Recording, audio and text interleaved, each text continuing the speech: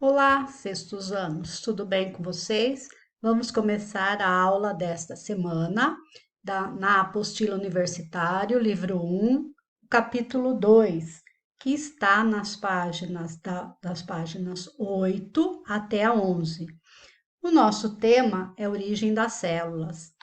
Nas aulas passadas, nós falamos, né, sobre o Big Bang, a grande explosão, né? Que a Terra ela tenha, né, se formado há cerca mais ou menos de 4,6 bilhões de anos. Só que a sua aparência ela era completamente diferente da que nós temos hoje. Não havia nele qualquer tipo de ser vivo. E os componentes da atmosfera primitiva, né, eram os gases metano, amônia, hidrogênio e nós tínhamos o vapor de água. Né?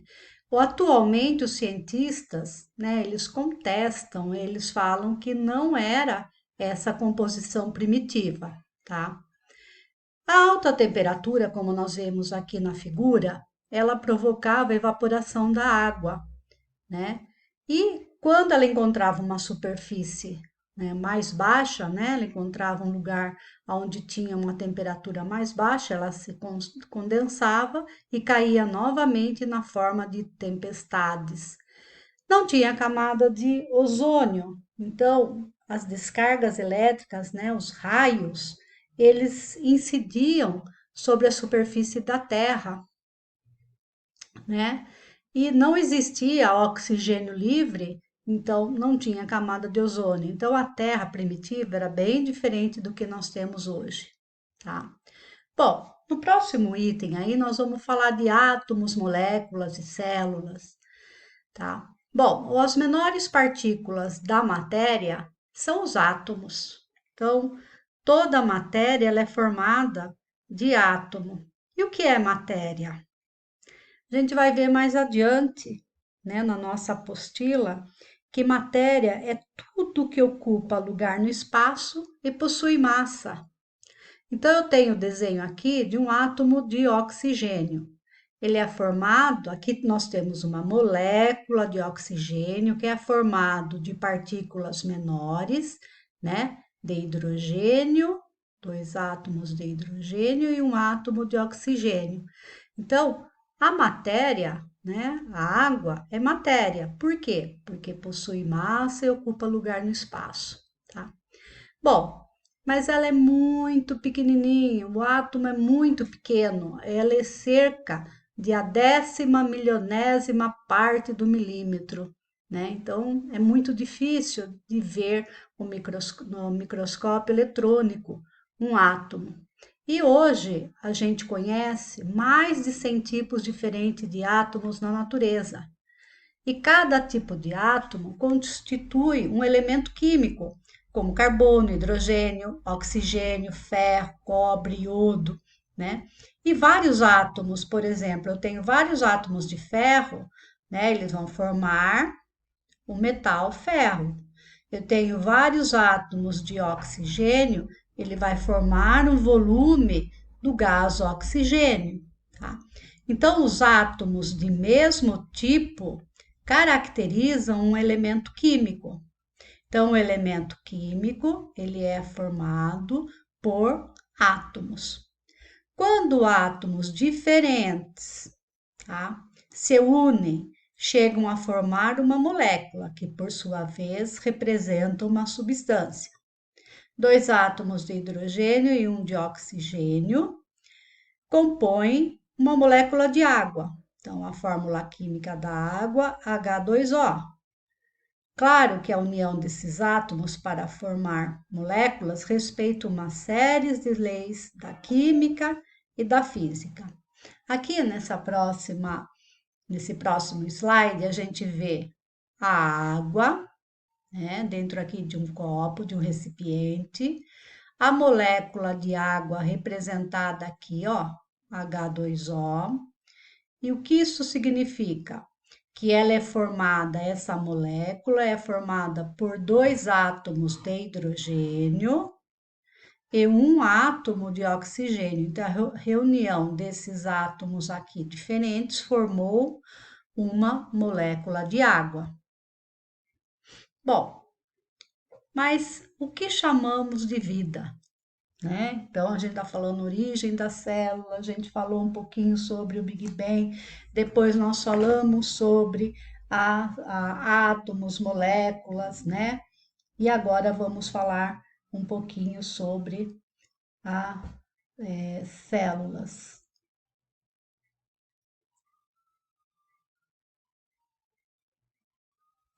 É isso que chamamos de vida. Nos anos 20 do século passado, o bioquímico russo Oparin informou que, em virtude do lento resfriamento da Terra, parte da água não evaporava e acumulou-se na superfície do planeta gradativamente, formando os oceanos primitivos. Tá? Então, o que que Oparin sugeriu? O que que ele fala? Ele fala que aquela, né, tempestade que aconteceu, né, o evaporar, condensar, né, foram formando oceanos, né, primitivos, que é diferente do oceano nosso de hoje.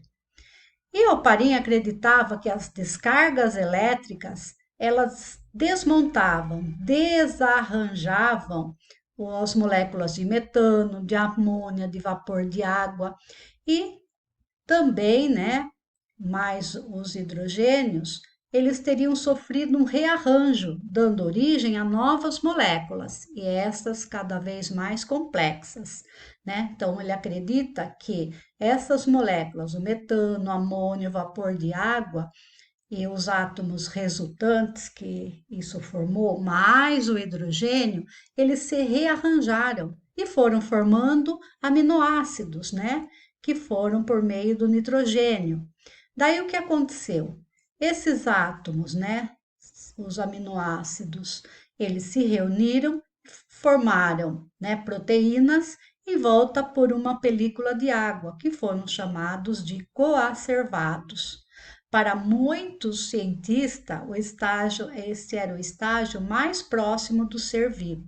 Existem aí, né, pontos que ainda a gente não pode falar que realmente foi isso que aconteceu. E isso é uma hipótese, a hipótese científica, tá? Claro que não foi instantâneo, mas os coacervados foram sofrendo profundas transformações, incluindo os sistemas de troca com o ambiente, era a alimentação, produção de energia, tá? Através da respiração, e multiplicação, a reprodução. E esses, né, esses coacervados se dividiram, né, quando eles estavam muito grandes. Já o biólogo Haldane propôs, com base em estudos, explicações semelhantes à de Oparin. A união dessas explicações é denominada hipótese de Haldane e Oparin. Então, o que que ele fala? Ele fala que naquele oceano primitivo houve um desarranjo daqueles átomos, daqueles gases, e eles foram se rearranjando, né? E formou-se moléculas, formou-se os aminoácidos, né? E esses aminoácidos se reuniram em proteínas, que foi envolta por uma película de água e foram chamados de coacervados. Então, aqui está a hipótese de Haldane e Oparin, né? Então, aqui nós temos os gases primitivos, erupções vulcânicas, né? Daí nós tivemos aqui a formação dos coacervados, então aqui os aminoácidos, aqui os coacervados, e, consequentemente, a formação de organismos, né? Os heterótrofos, os autótrofos, e depois os autótrofos nós tivemos os fotossintetizantes, que deu origem ao gás oxigênio, ao gás ozônio. Então, houve a modificação da nossa Terra primitiva, modificação dos nossos oceanos, da nossa atmosfera, tá?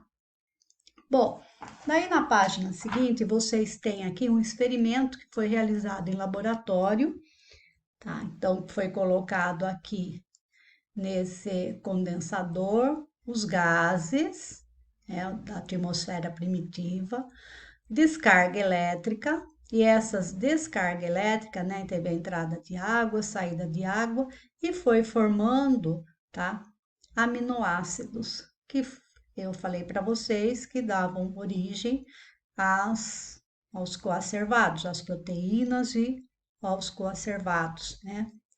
Bom, alguns cientistas acreditam que os coacervados mais complexos é que deram origem a células primitivas, como as bactérias e as cianobactérias, né? A gente vai ver isso nos próximos capítulos. Essas células são tão simples que o seu material genético, né, ele se mistura aos componentes da célula. Elas são denominadas células procarióticas. Então, a gente tem aqui uma célula procariótica de uma cianobactéria.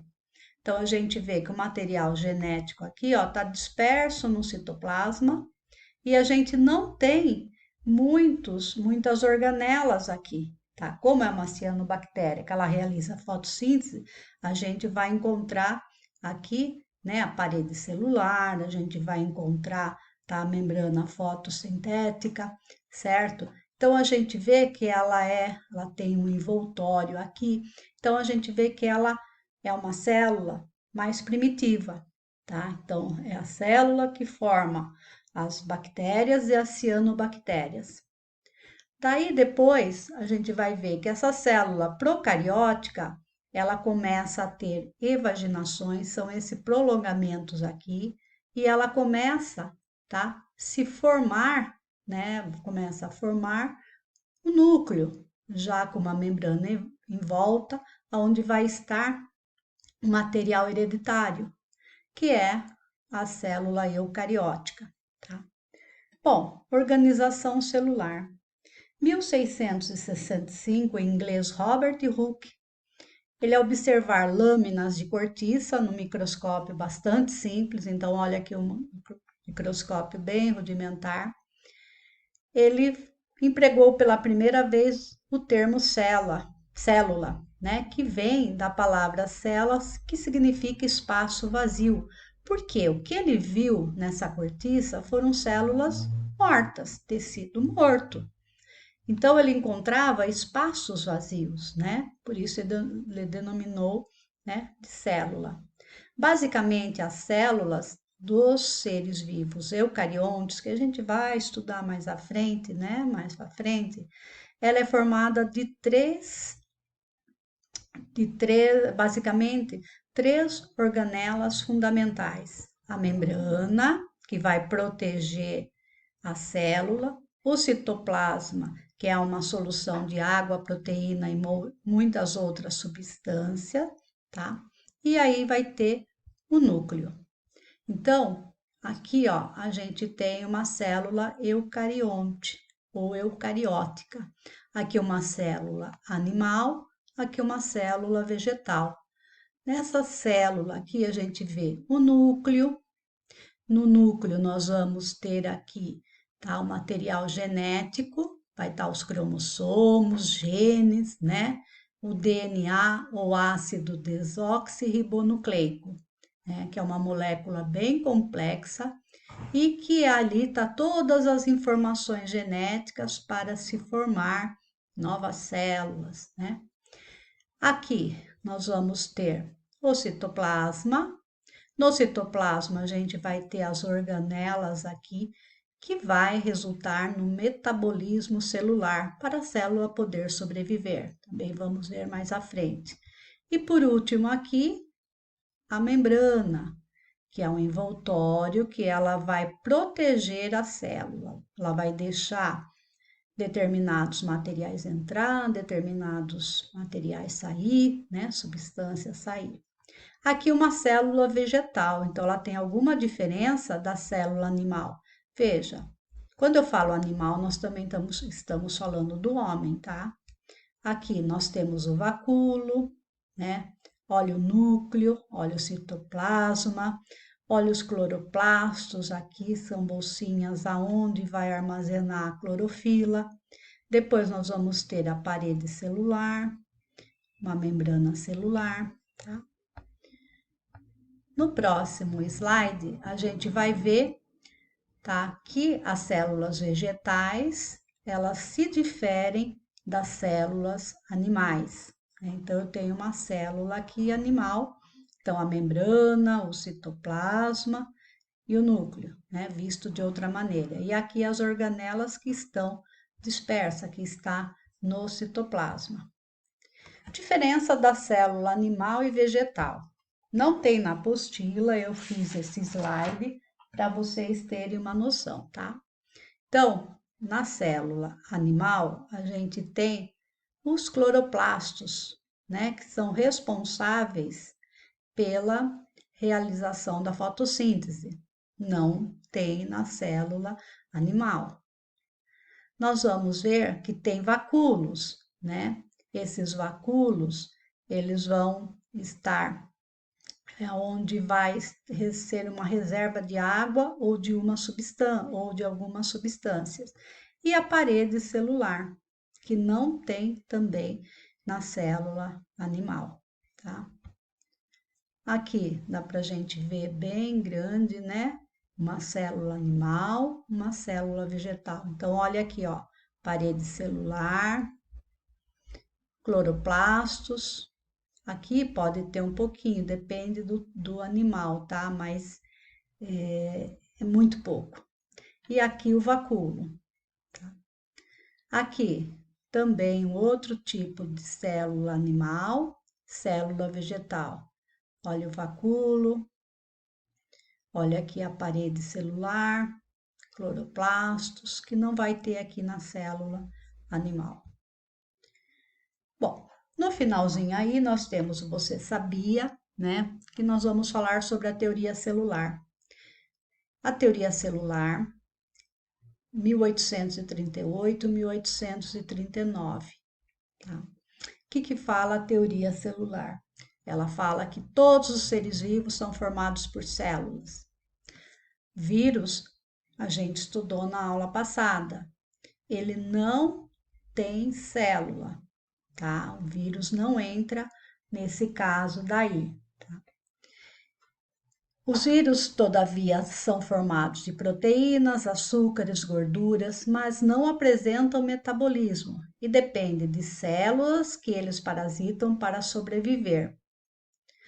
Por outro lado, eles são considerados vivos uma vez que pode se reproduzir, tá? Quando ele infecta uma célula, tá? Bom, na teoria celular, então vamos voltar aqui. Todos os seres vivos são formados por células, mas nós temos seres vivos que são formados por uma única célula. São os seres vivos unicelulares, como, por exemplo, protista, protozoários, algas, bactérias, fungos. São exemplos de seres vivos unicelulares. Mas a maioria dos seres vivos são pluricelulares, formados por milhões de células. Então, na teoria celular, ela fala que os seres vivos são formados por células e elas só essas células, elas dão origem, elas se originam através de uma célula pré-existente.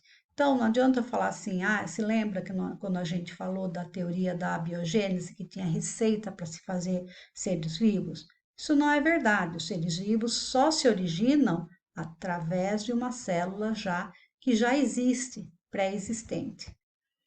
Bom, aqui eu coloquei para vocês, quando a gente fala em seres vivos unicelulares, aqui estão alguns exemplos, que são os protozoários, fungos, bactérias, e os pluricelulares aqui, como a gente fala, né? No caso das esponjas, que são seres vivos que vivem nos mares, mamíferos, pteridófitas, né? Que são formados, no caso aqui é uma samambaia, são formados por muitas células.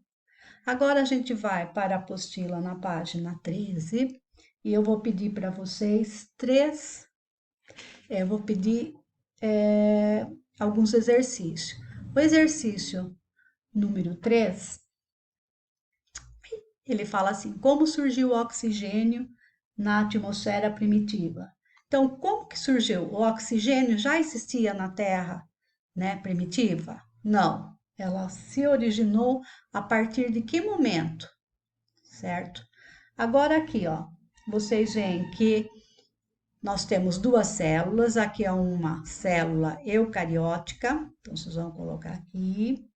Essa aqui é uma célula procariótica. Então, indica o tipo de células representado por 1 e por 2. E vocês vão identificar nesta célula aqui aonde está o material genético. Vocês vão pegar uma setinha e pôr material genético, a membrana plasmática e o núcleo, tá? Então, vocês vão pegar o desenho lá e vão falar aonde está, né? A membrana plasmática, o material genético e o núcleo. Aqui nessa célula procariótica também vocês vão falar o mesmo. Onde está o material genético, tá? Aonde está a membrana plasmática e neste caso aqui ele não tem núcleo. Então vocês não vão poder colocar numa célula procariótica o núcleo. Todas as células têm núcleo, né? Acabamos de falar ali. Por quê? Tá? Gente, beijos. Depois que vocês fizerem a aula e fizerem o exercício, postem foto no nosso WhatsApp. Qualquer dúvida, tá? Estamos lá. Beijo.